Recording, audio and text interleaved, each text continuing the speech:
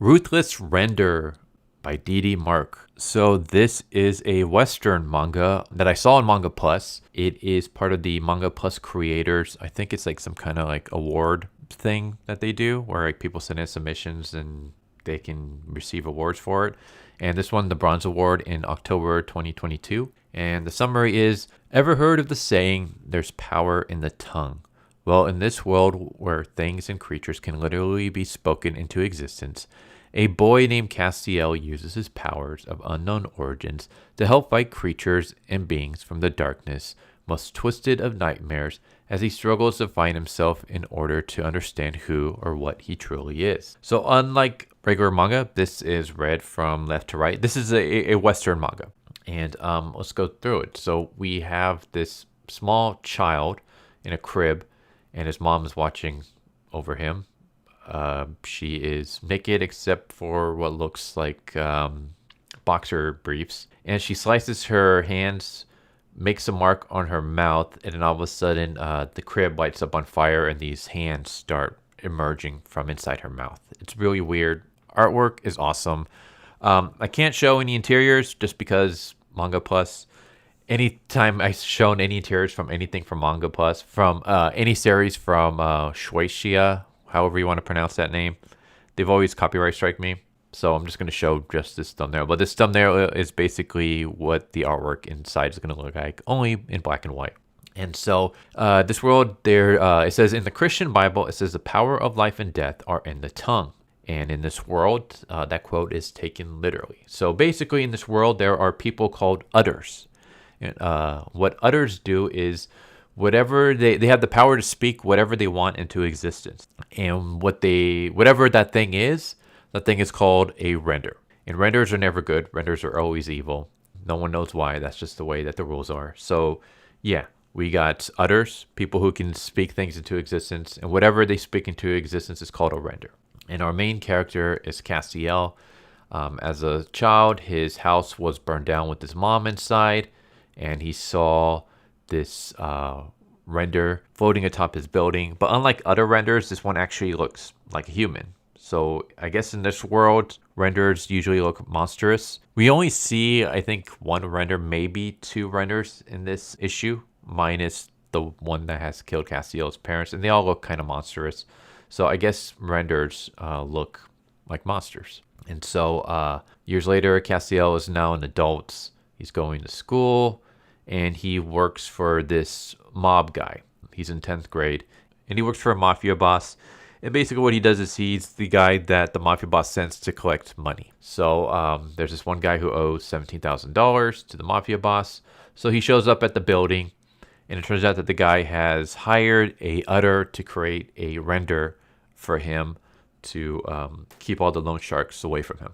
But our boy Castiel is really good with the sword, and he easily dispatches of this render, knocks the guy off the building, demands his money. The guy says, I have not only your $17,000 but also extra, and the only reason I didn't pay you up front was just because there are other people I owe money to. And Castiel is forced to kill him. And Castiel returns back to the mafia boss, gives him the money, and the mafia boss notices that even though he paid the $17,000, that Castiel snuck the rest. He knows that Castiel is kind of stealing a little bit from him. And we see Castiel at school. He's bullied and picked on, and it's kind of weird to see him getting picked on by bullies, despite the fact that he's easily able to kick their ass if he wanted to. I guess maybe he's just doing this to not bring attention to him. But there's this girl that he really likes. He has a crush on. Her name is Annie, and Annie and him are friends, but he wants to date her. And we see him, and he lives like in this tiny little shack. And this is reminding me very much of Chainsaw Man, where we have the main character is poor as hell, doesn't have any family member, used to grow up with one single parent, but that parent ended up dying. Now lives in this tiny little shack and works for a mafia boss, and later gets powers of his own. This very much reminds me of like Chainsaw Man. But yeah, Castiel buys Annie some jewelry. He asks her to meet him so he can ask her out, and he asks her out, and it looks like she's going to say yes when the mafia guy shows up with his van. they kidnap Castiel and Annie, he ends up telling Castiel, hey, I know that you stole from me and no one steals from me. So he shoots Annie in the head, kills her. And I think this is supposed to be like a really dramatic moment. Like, here's the love of our main character's life getting brutally murdered in front of him. I will say it didn't impact me as much as maybe the author was hoping, just because we didn't really see much of Annie. We saw like a little bit of interactions with her and Castiel. It looks like they were friends for a long time, and she seems like a nice person, but we spent like literally maybe only like a few panels with the two of them. So her death doesn't really mean much. I guess the only advice I would say is, if you're going to kill off Annie and you want that dramatic impact moment to really, hit us, and this is going to like totally change his life, I would say that you should maybe show some more moments with Annie. Like, I don't know, show moments of them as kids or something. I would say like my only advice would be that we need to see more of Annie. Like, if you want her death to have this huge impact on not only just the character and the story, but us, the readers, we have to see more of her. It's just, I've seen this done before where we have someone get killed. So that means so much to the main character. But we never spent any time with that character. So when that person gets killed, it doesn't really affect us, the viewers, because it's like, oh, okay, like, I know it's supposed to affect the main character, but we didn't really spend much time with this character. So we weren't able to develop any kind of connection with this character. And I feel like that's what happens with Annie. We weren't able to spend any time really with Annie. So there really was no connection between us, the readers, and Annie, the character. So when she dies, it doesn't really mean anything to us. It just is. Like I said, I bring up Chainsaw Man a lot. Maybe check out Chainsaw Man and see how Pushka's death was done. Like, Pushka dies in the very first chapter, but at least for me, like, maybe it's because I have a soft spot for animals, and Pushka looks very much like a dog. So when I see him get killed, it's kind of sad. But we get to see moments between Pushka and Denji, so that when Pushka dies, it's kind of heartbreaking. But we don't really see any of that here. Like, there's no really moments spent between Castiel and Annie. So when Annie dies, it doesn't really mean anything to us. But eventually, like, Castiel just starts, he kind of snaps. He starts getting super pissed off, but the mafia boss turns the gun on him and kills him. And then that's when he wakes up in this like weird void. It reminds me very much of one of the boss battles in Bloodborne. The what boss battle was it? The one where it's like just an infinite. You're fighting on the water. It's like the mother or something. I can't remember, but it looks very much like that with a bunch of hands. And Castiel there's this like weird devil figure that looks kind of like a Hollow from Bleach. Like this, like the Hollow mask, it looks kind of like that. It's like this humanoid creature wearing what looks like a horned Hollow mask. And Castiel goes to touch him, and we just see like blood. I am assuming it's blood. Could be like black fire. Goes into Castiel, and then when Castiel wakes up, he becomes this creature, and he slaughters all the mafia guys. And there's a little bit more, but I'm gonna stop it there. But yeah, there we go. There's like the first chapter in a sense. So yeah, this won the Bronze Award. So at the end, it says, what is the monthly award? So the monthly awards are the manga awards that are conducted every month on Manga Plus creators by Shueisha. And this won the Bronze Award. And I will say that I actually really did enjoy it. I think this is just the one chapter that Manga Plus is going to show. But according to the comments in Manga Plus, the author, D.D. Mark, has been uploading other chapters on their social media. Whether you can just read it off the Twitter page or you have to buy it somewhere, I don't know.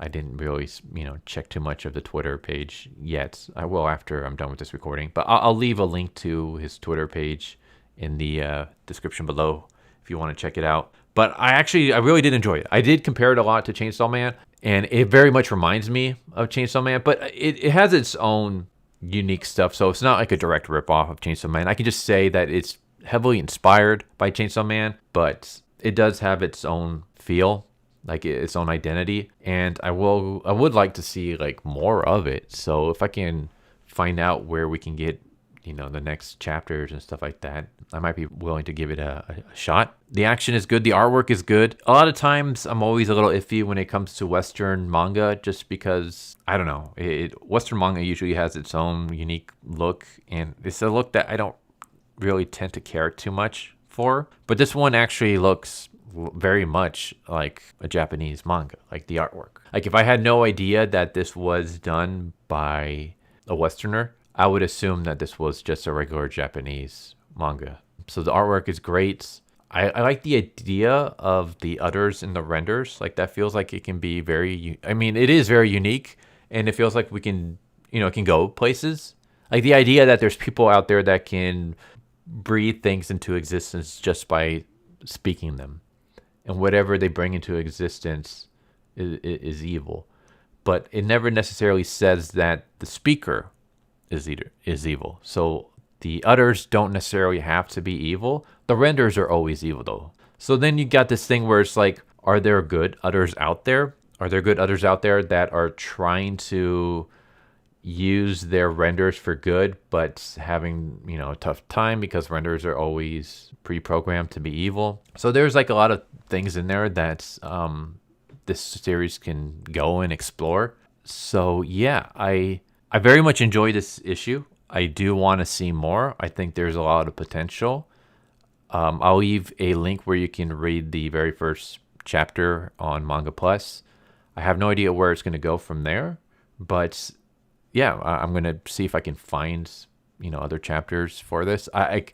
Maybe this is just the only chapter that's been released. I think there's more. Like just what little I've seen in the comments, it looks like DD Mark, from what people have said, DD Mark has uploaded more chapters on his Twitter page. So I'll go check that out and see. But I very much like this. There were a couple times where there were some not spelling, but grammar mistakes where they forgot like a word to add in. And there are a couple of times where it feels like they're just kind of like repeating stuff. Like, so for example, there's one scene in the beginning where Castiel is watching his house burn down. And then we have this little narration box that says, I'm pretty sure it was a render, but it looked like a man. And then we see the characters nearby talking, and they're like, look up there. Oh my gosh, you see the arsonist? It looks like a man. And it's like, you don't, that whole like, it looks like a man, you just literally said that exact same thing. So you have that, it looks like a man twice in the same panel. So stuff like that, it's just a nitpick, but you don't need to have it twice. So there are little things like that in it that can just be, you know, cleaned up a bit. But other than that, the story is good, or it has a lot of potential, and I enjoyed it. I find it fascinating. So I like the story, like the idea behind it. Where it goes, I don't know, but I see a lot of potential in it. The character, I guess I would like to see a little bit more of Castiel. I would like to see why he allows bullies to beat him up at school. Like, we never really get a reason for that. And then I guess just, he seems kind of split personality-ish a bit. Like, when he's on the job, he's very, like, serious and stuff. But then when he's not goofy, but he's more, like, it seems like two different characters. So I guess maybe just a little bit of that would be kind of nice to see why. But overall, like, I don't hate the character. And I think, you know, he's interesting enough that I'm willing to follow him along in this journey so far. The Annie character, like I said, she seemed like she could have been an interesting character if we spent more time with her. But we hardly got to see her before she was killed off. So her death doesn't really have that much of an impact on me. Maybe it'll have it for you. I don't know. It didn't work for me. There's another character who seems to work for this group that's trying to track down others. I don't know if he's good or not. We don't really see too much of him. He seems like he's going to be like the Aki to this series, Castiel. Only his personality seems to, like, he's not very like the stoic type. He's more of like the rule breaker kind of type. But yeah, I'm kind of rambling at this point. I would say I liked it. I thought it was good. I want to see more. And yeah, so there you go. There's Ruthless Render. Hope you enjoyed the video. Hope to see you next time. Take care. Later. So what'd you guys think of that video? Hope you guys enjoyed. If you guys haven't already, please subscribe. Hit that bell for a notification. Leave a like if you enjoyed the video. And if you didn't enjoy the video, thank you for watching it this far. And I hope the next video is more to your liking. Feel free to check out the playlist that you guys see, and I hope to see you guys next time. Later.